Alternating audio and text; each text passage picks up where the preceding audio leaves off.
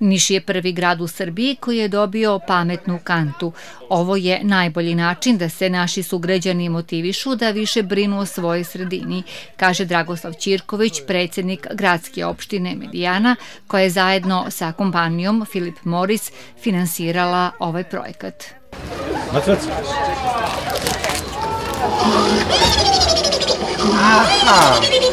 Pa kaže, jedna reciklirana konzerva uštedi toliko energije da može da je koristi televizor 3 sata.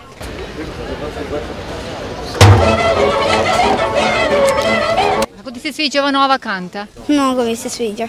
Dolaze neka nova pokolenja, danas vredi i ne samo danas nego budućih dana da vodimo brigu o toj planeti na najozbiljniji način, jer jednog dana nećemo imati drugu ako bismo da potražimo. Kantu, koja pri ubacivanju otpada govori i daje savete o značaju reciklaže, projektovali su studenti Elektronskog i Mašinskog fakulteta u Nišu. Jednostavno je taj naš doprinos gradu i lokalnoj zajednici da pružimo ljudima mogućnost da jednostavno u svakodnevnom životu mogu da razdvajaju otpad. Proizvodnja pametne kante mogla bi da omogući i otvaranje novih radnih mesta.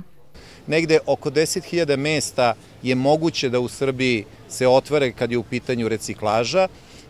Niš negde sa 2.000 ljudi koji trenutno po svim nekim računicama rade, kazuje da je to ozbiljan resurs, samo ga treba ozbiljno osmisliti. Za sada je planirano da jedna pametna kanta bude izložena u bioskopu Kupina, gde će posetioci pri bacanju otpada dobijati kupon za popuste. I naredne 3 biće postavljene na području opštine Medijana, kod Narodnog pozorišta, u parku Svetog Save i na platou ispred tržnog centra Kalča.